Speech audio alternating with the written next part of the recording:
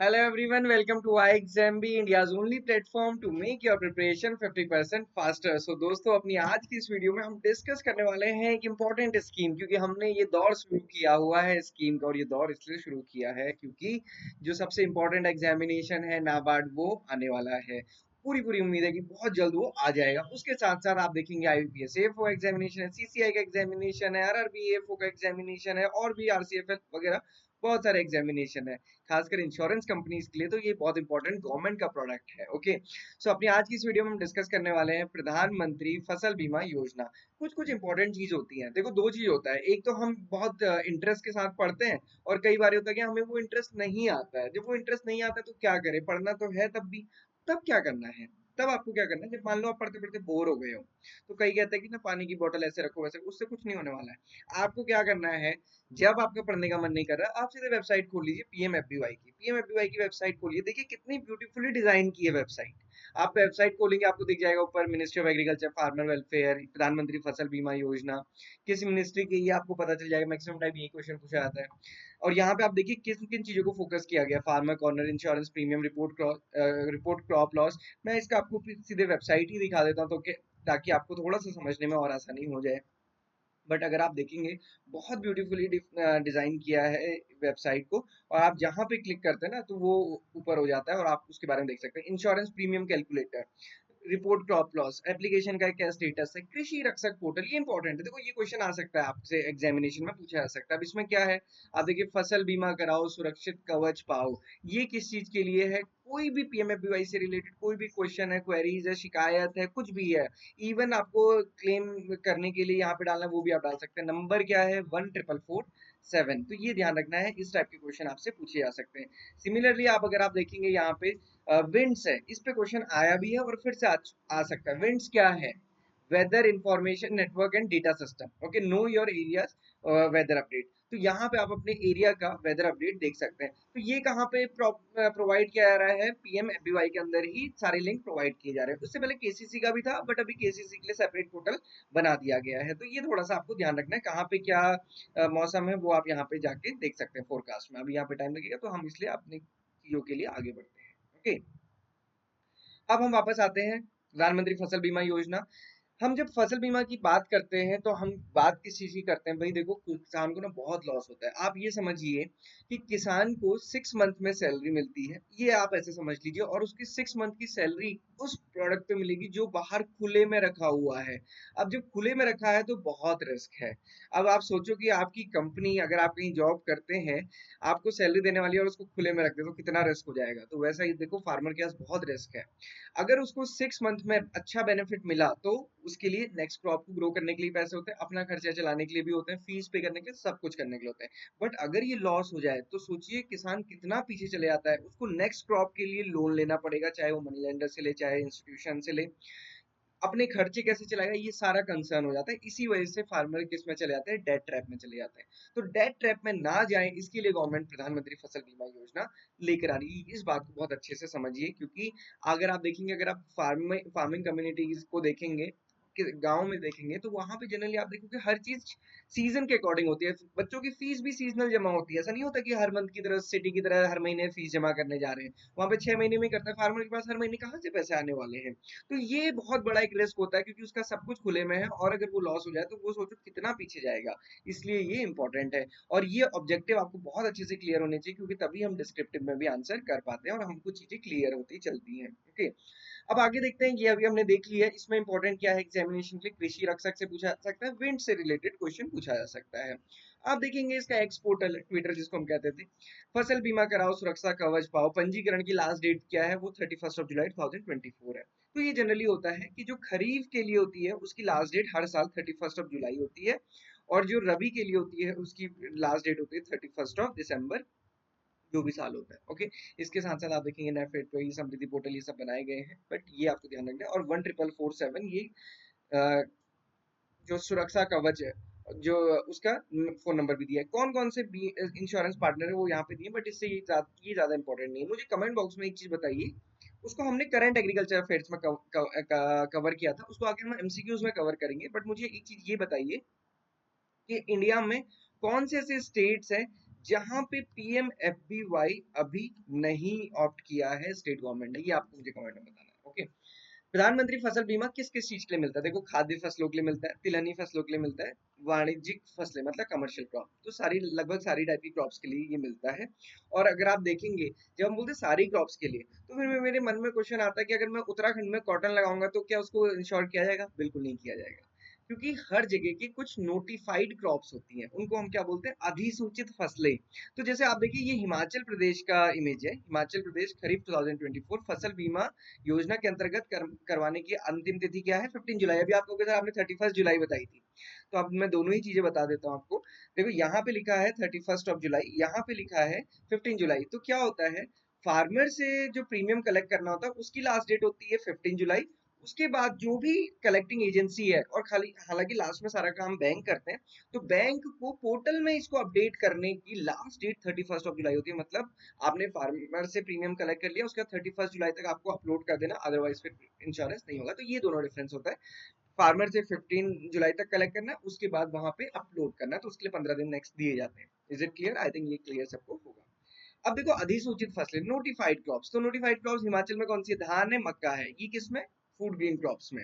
बाकी horticulture crops अलग होंगे। तो आप ये देखिए कि ऐसा नहीं कि सारी क्रॉप्स वहां पे कर दी गई है, तो वही क्रॉप्स जो नोटिफाइड होती है, ये बहुत इंपॉर्टेंट वर्ड है, नोटिफाइड क्रॉप, याद रखिएगा। अधिसूचित फसलें, नोटिफाइड क्रॉप ही हर स्टेट में या हर डिस्ट्रिक्ट की डीएलटीसी इसको फिक्स करता है। बीएलबीसी की मीटिंग्स होती है, वहां पे ये सारी चीजें डिसाइड होती हैं, और वो लिस्ट बैंक्स के पास भी आती है कि आपके एरिया में ये फसलें इंश्योर्ड की जा सकती है, और उनका प्रीमियम ये है। हर एरिया में हर चीज का प्रीमियम डिफरेंट होता है, बट गवर्नमेंट ने फिक्स कर रखा है कि प्रीमियम हम फिक्स लेंगे। प्रीमियम कैसे लेंगे? जो भी जितना भी आपने फिक्स किया है उसका 1.5%। ओके, इन सम एश्योर्ड जो फिक्स किया है। अब देखिए, महाराष्ट्र में अभी हमने देखा, हिमाचल में केवल दो फसलें हैं। यहाँ पे देखिए कौन कौन सी फसलें हैं। सोयाबीन है, तूर है, कपास है, उड़द है, मूंग है, मक्का है, ये भुईमुग है, पता नहीं इसको क्या बोलते हैं, आप बताइएगा मुझे। भात है, ज्वारी है, कांदा है, बाजरी है। तो अभी देखिए, ये सारी नोटिफाइड, तो हर स्टेट वाइज और स्टेट में भी district wise further notified crops different different हो जाती है। तो इसलिए ये थोड़ा सा ध्यान रखिएगा कि notified crops of a particular area are notified. Okay, have you face crop loss due to? देखो, क्रॉप लॉस किस किस की वजह से, रीजन यहीं पे मिल जाता है। तो मैं आपको बोल रहा हूँ ना, जब आपको पढ़ने का मन नहीं करेगा तो आप वेबसाइट को देख लीजिएगा। वेबसाइट भी देखने का मन ना करे तो ट्विटर, तो सोशल मीडिया सबको देखने का मन करता है, तो ट्विटर पे, एक्स पे पीएमएफबीवाई पूरा उनका पूरा पेज है, कह सकते हैं अकाउंट है, उस अकाउंट को देखिएगा, सारी चीजें आपको दिख जाएंगी। Face crop loss due to natural disaster covered है, पेस्ट अटैक कवर्ड है, सीजनल और cyclonic rainfall, yield losses, post harvest losses, ये बहुत इंपॉर्टेंट है। फसल कटने के 15 दिन तक खेत में फसल रखी हुई है, कहीं रखी है, अगर उस समय भी पोस्ट हार्वेस्ट लॉस होता है तो वो भी कवर होता है। लोकलाइज्ड कैलेमिटीज है, तो ये सब के लिए पीएमएफबीवाई है। ओके, तो मतलब लगभग हर टाइप के लॉस के लिए पीएमएफबीवाई कवर करता है, चाहे बायोटिक हो, एबायोटिक हो। बायोटिक मतलब लिविंग ऑर्गेनिज्म की वजह से, एबायोटिक मतलब नॉन लिविंग की वजह से, जो क्लाइमेट नेचर होता है। ओके, सो ये बेसिक समरी थी। तो प्रधानमंत्री फसल बीमा की शुरुआत कहाँ से हुई? इंट्रोड्यूस किया था 14 जनवरी 2016 को। बच्चे कहेंगे सर कहीं फरवरी लिखा था, कहीं कुछ लिखा था, कहीं कुछ लिखा था, तो कुछ भी लिखा हो सकता है। क्या होता है कि कैबिनेट की एक मीटिंग होती है, उसमें वो डिसाइड करते हैं, उसके बाद वो फिर एक दिन ऑफिशियली लॉन्च करते हैं, फिर उसके बाद वो कहीं किसी प्रोग्राम से करते हैं, तो वो इस वजह से डिफरेंट डिफरेंट डेट्स हो सकती है। बट ये ध्यान रखिए, पहली बार जो इंश्योरेंस हुआ था वो खरीफ 2016 से स्टार्ट हुआ था।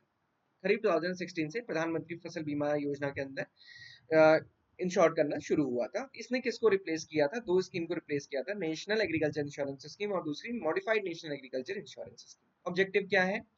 फाइनेंशियल सपोर्ट देना फार्मर को। भाई अगर उसका क्रॉप लॉस हो गया ड्यू टू अनफोर्सीन इवेंट, उसको नहीं पता था ऐसा होगा, अब क्या करे वो, इसमें ये हो चुका है, तो फाइनेंशियल सपोर्ट, क्योंकि इसकी 6 महीने की मेहनत थी ये। अगर ये जीरो हो गई तो वो पता नहीं कितना पीछे चला जाएगा, नेक्स्ट क्रॉप कैसे ग्रो करेगा, अपने फैमिली को कैसे पालेगा। इसी वजह से फार्मर सुसाइड इतने ज्यादा होते हैं। तो फार्मर सुसाइड क्यों है? क्योंकि उसके अंदर अब उसका प्रेशर हो चुका है, फार्मर के अंदर वो प्रेशर कैसे रिलीज करेगा। Okay, stabilising the income of farmer, stabilise करना इनकम।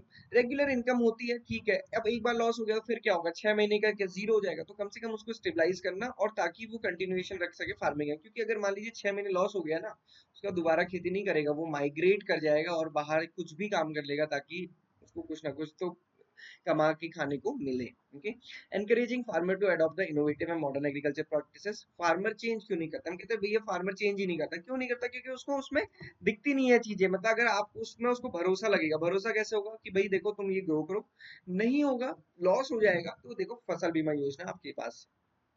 और सबसे बड़ी बात, क्रॉप लॉस हो गई तो बैंक को पैसा कहाँ से आएगा? उसके पास अपने खाने के लिए नहीं, बैंक को कहाँ से देगा? तो अगर क्रॉप इंश्योरेंस रहेगा तो जो इंश्योरेंस का पैसा है वो बैंक को भी मिलेगा, तो बैंक में भी जो क्रेडिट का फ्लो है वो सही रहेगा। तो ये मेजर इन ऑब्जेक्टिव है, इनको बहुत ध्यान से पढ़िए। ऑब्जेक्टिव जितना क्लियर रहेंगे स्कीम उतनी इजीली समझ आएगी। कवरेज किसकी है? सारी अभी हमने देखा, all food grain, oil seeds, annual commercial, horticulture crops है। कवरेज फार्मर्स के लिए कैसी है? कंपलसरी भी है, वॉलंटरी भी है, बट अभी हम क्या है इसको कहते हैं वॉलंटरी। बट अगर आप देखोगे वॉलंटरी के अलावा क्या होता है, दो टाइप के फार्मर होते हैं। एक फार्मर होते हैं जिन्होंने केसीसी लिया है, दूसरे फार्मर होते हैं जिन्होंने केसीसी नहीं लिया है। अब जिन्होंने केसीसी लिया उनके लिए क्या होता था, पहले कंपलसरी होता था भैया केसीसी लिया है तो इंश्योरेंस कराना है, क्योंकि आप कोई सा भी लोन प्रोडक्ट लो बाजार में या फिर बैंक्स में, तो आपको उसका इंश्योरेंस करना पड़ता है। मान लीजिए आपने एजुकेशन लोन लिया तो आपने देखा होगा आपका इंश्योरेंस किया उन्होंने। आप कार लोन लोगे, कार का इंश्योरेंस होने चाहिए।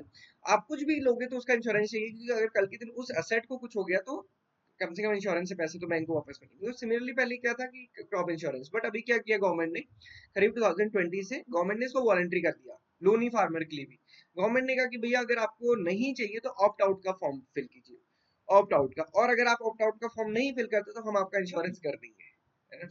तो मैंडेट देना पड़ेगा not to deduct the premium for insurance farmer को। तो मतलब ऐसा नहीं है कि उसको कराना है तब वो मैंडेट देगा, नहीं कराने का मैंडेट देना है, अदरवाइज उसका कर दिया जाएगा। ये this is the component. Voluntary coverage किसके लिए? जिनका कोई लोन अकाउंट नहीं है, केसीसी अकाउंट नहीं है, उनके लिए वॉलंटरी। अब उसका तो लोन ही नहीं है, आप पैसे काटोगे भी कैसे जब तक तो खुद से नहीं देगा? तो सो दिस इज वॉलंटरी। और देखो गवर्नमेंट क्या करती है कि इन फार्मर्स के पीछे बहुत प्रमोशन एक्टिविटीज करती है, क्योंकि जो लोनी फार्मर है उसको बैंक्स के थ्रू पता चलता है, सिंगल पॉइंट उसका कनेक्शन होता है, बट यहाँ पे ज्यादा कनेक्शन होता है, इसलिए गवर्नमेंट बहुत ज्यादा फोकस करती है। प्रीमियम रेट क्या है, प्रीमियम सब्सिडी क्या, ये बहुत इंपॉर्टेंट है। बच्चे कंफ्यूज करते हैं, कंफ्यूज क्या करते हैं, रट लेते हैं। रटना भी ठीक है, खरीफ 2.5 2.0, रबी 1.5, खरीफ और रबी एनुअल कमर्शियल क्रॉप के लिए 5%, हमने रट लिया। खरीफ माने 2%, रबी माने 1.5%, एनुअल कमर्शियल माने 5%। भैया 2% किसका? 2% प्रीमियम का, 2% सम इंश्योर्ड का, 2% लोन अमाउंट का, किसका? ये जरूर ध्यान रखिए। तो 2% ऑफ सम इंश्योर्ड और एक्चुएरियल rate which ever is less, ठीक है? 2% उसका। मान लीजिए धान को 80,000 रुपए हेक्टेयर के हिसाब से सम इंश्योर्ड किया गया, मतलब कि अगर लॉस होगा तो 80,000 रुपए दिए जाएंगे पर एकड़, मान लीजिए हेक्टेयर, मान लीजिए कुछ भी है। तो इसका 2% उसको प्रीमियम पे करना पड़ेगा। किसका? 2%। अब जो टोटल प्रीमियम है वो 2% तो नहीं है, वो तो ज्यादा भी हो सकता है। मान लीजिए वो 5,000 रुपए, अब इसका 2% तो 1,600 रुपए ही देगा फार्मर, तो बाकी कौन देगा? तो बाकी कौन देगा? वो गवर्नमेंट देती है। गवर्नमेंट किस हिसाब से देती है? 50-50% शेयरिंग होती है गवर्नमेंट की, स्टेट गवर्नमेंट और सेंट्रल गवर्नमेंट के बीच में। मैं अभी शेयरिंग पैटर्न मैं आपको दिखाऊंगा, कहीं कहीं पे डिफर भी करता है। Crop loss due to following risk is covered, जो भी हमने देखा। सोइंग नहीं हो पाई किसी भी वजह से, बारिश ही बहुत आ गई।